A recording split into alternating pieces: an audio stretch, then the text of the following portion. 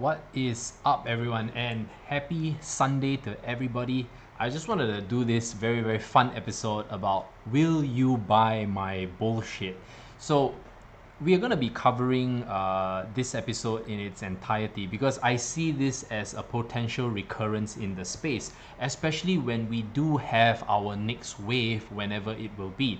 So might as well we kind of do a little bit of reflection, and then after that we'll be able to try to identify how did the ICOs of 2017 raise all that money, right? And how did they progress ever since then? I mean, the fact that they managed to raise all that money during such a short span of time, it's really amazing and a feat of success and achievement in itself. Okay, so let's just go back to the days where how it all started. So it all started back in 2017. I still remember February, where Ethereum was less than $10. Then after that, we had the all the big players from Microsoft, JP Morgan. I think they all started to have a look at Ethereum, and they formed the Enterprise Ethereum Alliance, right? DEEA. And that kind of got people really excited. Okay, and that was the very first time I started to see Ethereum prices soaring exponentially, which was which was of course a shock, right? Because no one actually understood what Ethereum was doing at the time. If you are not a developer, you would kind of understand that, okay, Ethereum is a platform to create applications where you have your iOS and you have your Android where you can build apps on it. Cool. Completely get that, because at the time Bitcoin was was already kind of established as a form of transacting value or storing data in a decentralized manner with proper validations through all the miners. But when Ethereum prices started to explode, you had all these ICOs pop up. Now, why is that so?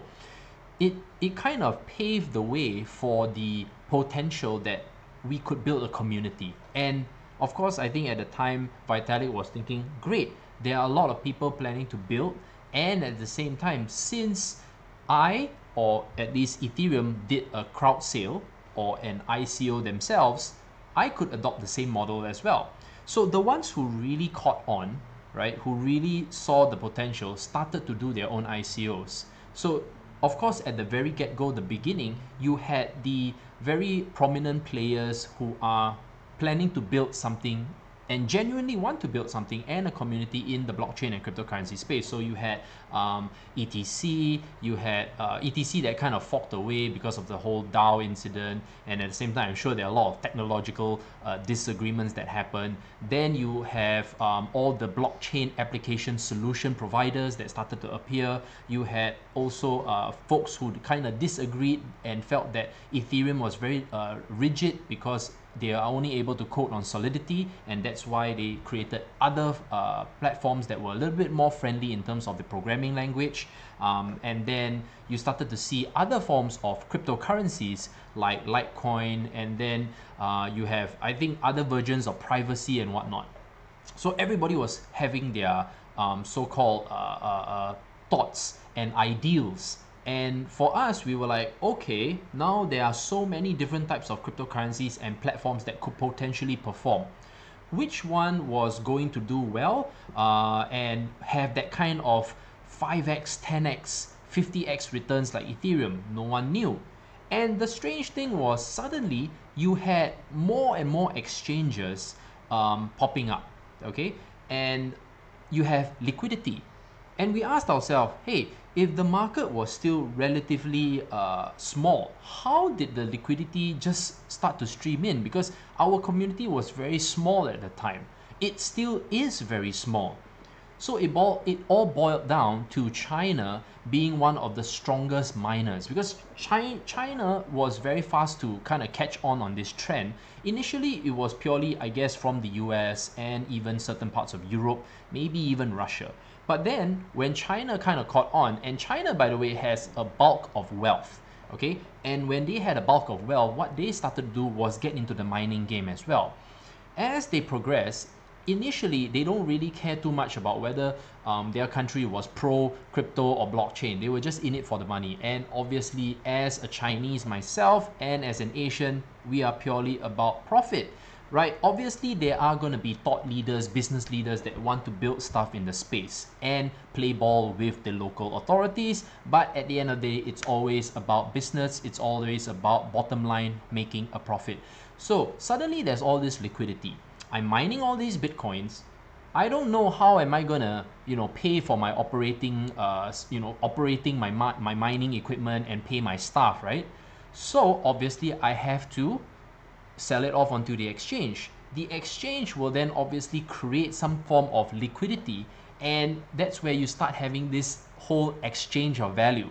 I have to dump my coins for renminbi, guys. I have to dump my coins for US dollars, euros, or pounds.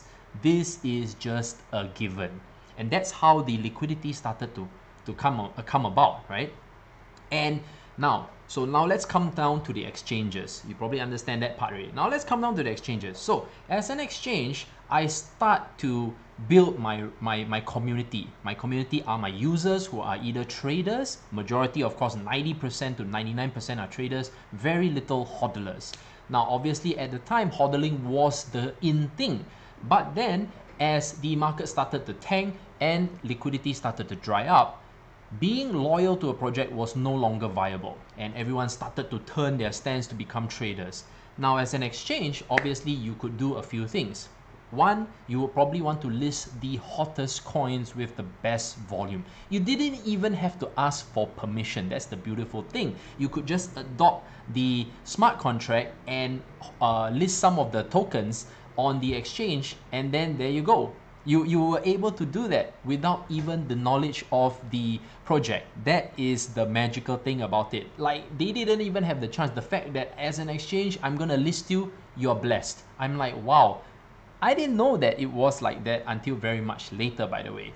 And of course, a few of the projects actually shared that sometimes their tokens would just be listed on a very, very small exchange for speculative purposes. And that is how it's being done at the moment. And I think, I guess the bigger projects will fend off such things happening going forward, because when they have more money, obviously they can take legal action against an exchange, because sometimes I don't want to be associated with your exchange. What if your exchange is just purely all the shit projects that practically have no MVP, no real team, no real community, and I don't want to be part of that. So you see, good projects will eventually shy away from such exchanges. Now, what about the top quality exchanges like the ones that we know now?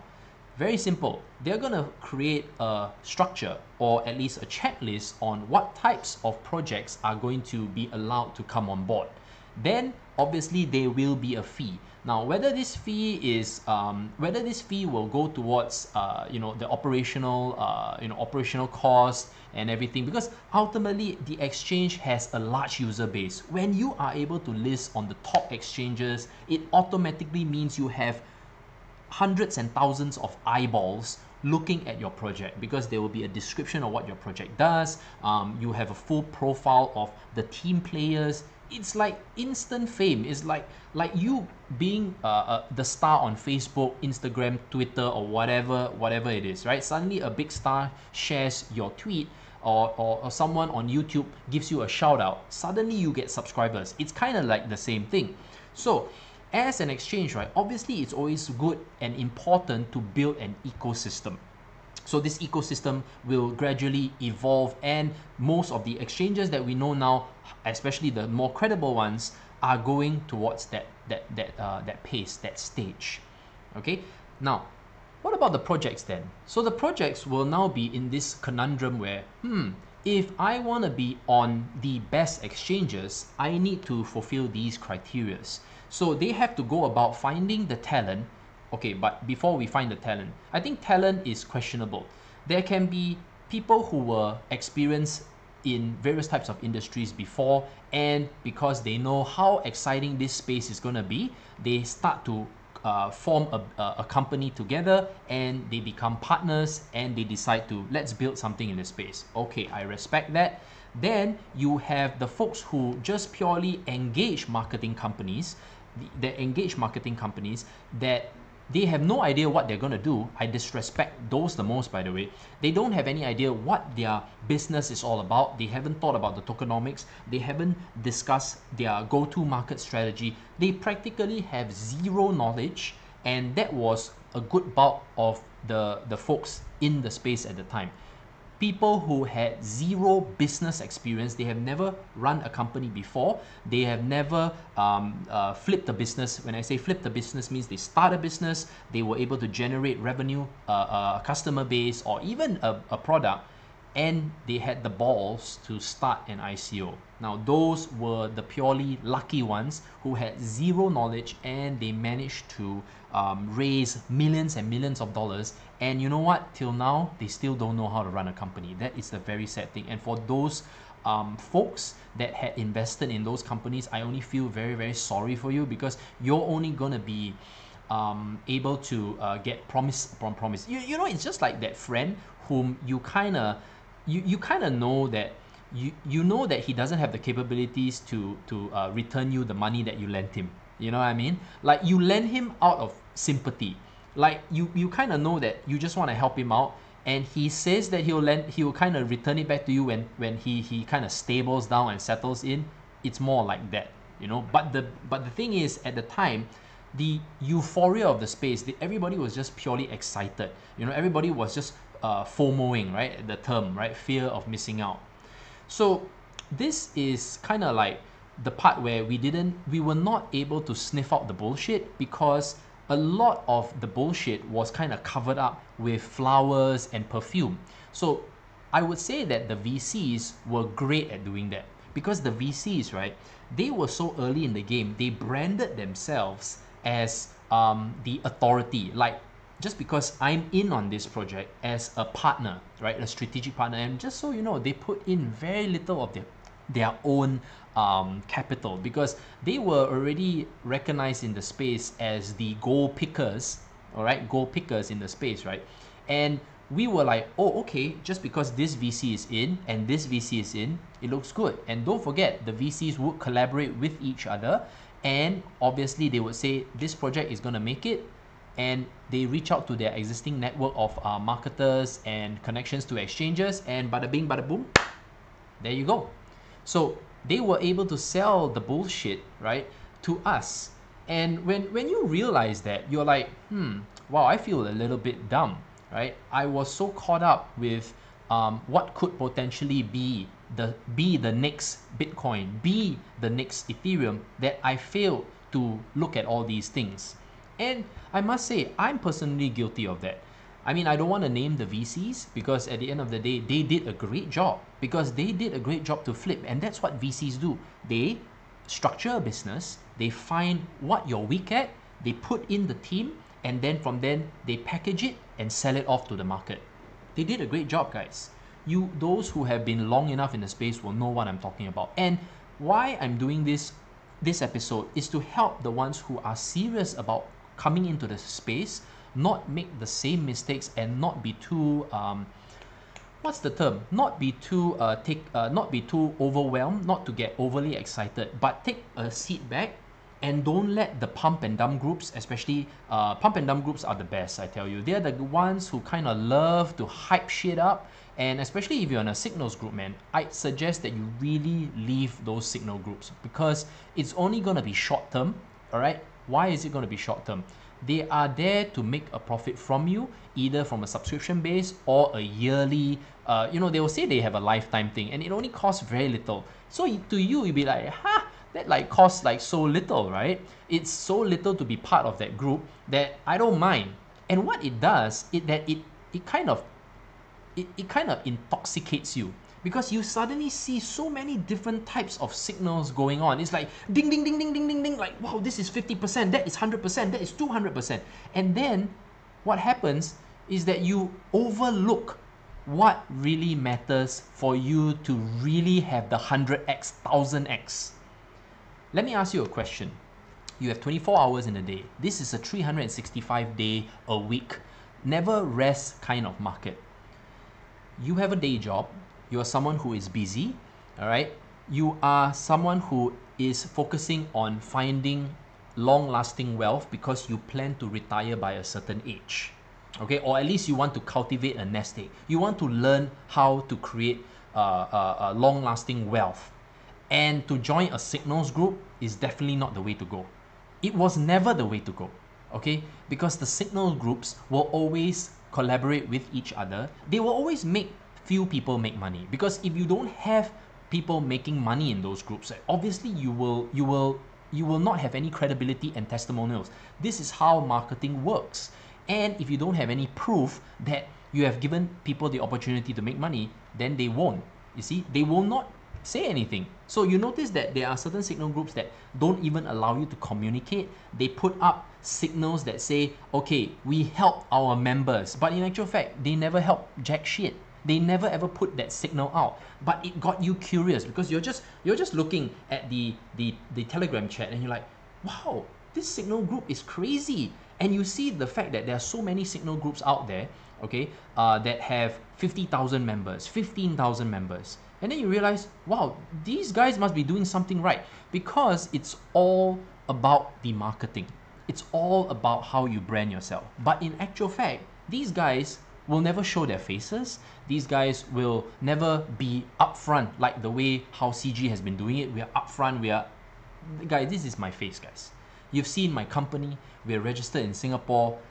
We're the real deal, okay? So this is kind of like how you want to differentiate. I've been in the space for 3 years. I don't have to like freaking put up much stuff, all right? You know me, you know me. You don't know me, it's okay. Get to know me. You know what I'm saying? So once this starts to happen, right, you will see the folks that have very little money, unfortunately, they will be kind of geared towards that level. They will be geared towards these signal groups, because why? The barrier of entry is very low. Unlike my group, unfortunately, it's a little bit on the high side, but at the end of the day, you're getting the full value. You're getting the full understanding on how to learn about the space, because I don't know whether you're going to be a trader or investor, but we help both. If you want to learn how to trade, we can do that. If you want to learn how to invest, we can help you. You know what I mean? So from then, not only that, we have deal flow. Meaning to say that if you're someone who is interested about the space and you want to get in, but because you don't know who is credible in the space, right? Our group, we nurture you to a certain level before we introduce these products, before we introduce the deals. You see how different that is? We don't immediately plug you into the group and then the next thing you know, you are like, you are like lost. You are completely unaware of the risks involved, but you get a little bit excited. We always hold you back, because if you don't even know what you're getting, why you're putting in the money, right? Then you're going to be very, very lost, right? You're going to be very lost, and you're just a bit worried that everyone who is a little bit more senior than you in the group, you think, oh shit, if they're doing it, I'm going to do it. No, it has never been like that. It was always for the fact that we did things so slowly that we never shield anyone, that we eventually I must admit, we kind of slowed down in terms of getting traction. But I told myself, if this space is still a long way to go, right? If this space is still so young, I have 10 years to build my database. I don't have to be the one who has the top views or the top Twitter followers or whatever, or Instagram or whatever. I must admit, I'm a very low profile in terms of social media, okay? I hardly like to share about my life. I am someone who is more focused on delivering the information that is supposed to be out there. So it kind of got me to the point where I asked myself, if I want my viewers to grow, I have to also suffer in a way that I suffer in the bear market with them, as per se, but at the same time, I put my ears close to the ground and try to have a feel and connect with people who are very, very strong and still building in the space. That's how I can add value to you guys. You see, so I don't have any I don't have any incentive for monetizing much things these days, right? I focus very much on investing long term, and at the same time, I understand what is required from a regulatory standpoint, and I get to mix around with people who have been in the space long enough. And after a while, when I've been in the space long enough, I know how to identify the shillers from the actual builders in the space. the innovators. These are the ones that you need to connect yourself with. And eventually, even the ones that previously look like they're the gurus and all that, you will find out that, hey, they're not doing much after all. And that's the sad thing. Like sometimes, you feel very strongly about a particular project and a founder and everything, but after a while, because it's a business, right? And let's just put it this way, 90% of the cryptocurrency projects will fail, okay? And you ask yourself, I believe so much into this person. I believe so much into this particular project. And sadly, it didn't turn out. Then you kind of wonder, what do I do then? Do I still follow this individual? Do I still want to believe in him and his next project? What do I do, right? Because you probably followed because you invested. And unfortunately, that the market didn't feel the same way, or they failed to deliver. They deliver on the product, or no product at all, even worse, right? And there's no revenue. There's no way that there can be any buyback of tokens because there was no revenue to buy it back with. Also, these days, mature projects will not do market making.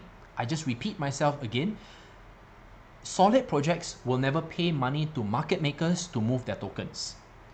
Just so you know, if you're very new to the channel, what does market making mean? It just means that I'm hiring a group of traders at the end of the day to perform some bookmaking. Wait, is that matchmaking? Meaning that I have orders on the other side and buying and selling. Everything is happening on the order books. This is what I'm paying for. Now, if a company does that, it just goes to show that they obviously have no they do not have any solid thing to offer the market. Okay, they really don't. Okay, and this is the part where a lot of people don't like to hear, because you'll be wondering, shit, as a trader, I want that. I want liquidity. I want to be able to sell off my tokens. And I promise you, okay, that most of the projects at the moment are going to have, a lot of these projects at the moment are going to suffer from that. Because eventually, especially when they raise money really early, they've already lost 80-90% of the value of whatever they raised in, say, Bitcoin or Ethereum, right? And then it comes to the realization that since they didn't hedge out enough, they're not going to be able to pay for their operations, especially if it's going to drag on for the next 2, 3, 4, 5 years or whatever. So there has to be another round of fundraising. I guarantee that. So at that point, you're going to see like, what have you delivered so far? What have you delivered so far, and are you going to be able to kind of deliver when you're doing another second round of fundraising? You see, that is the question. So we are going to have to really be a lot more mature in 2019. And I hope that the folks that are following me so far really understand that. And I'm only the most concerned about my followers. I don't want to care too much about what's happening across the board, because we are very, very certain about what's going to be happening.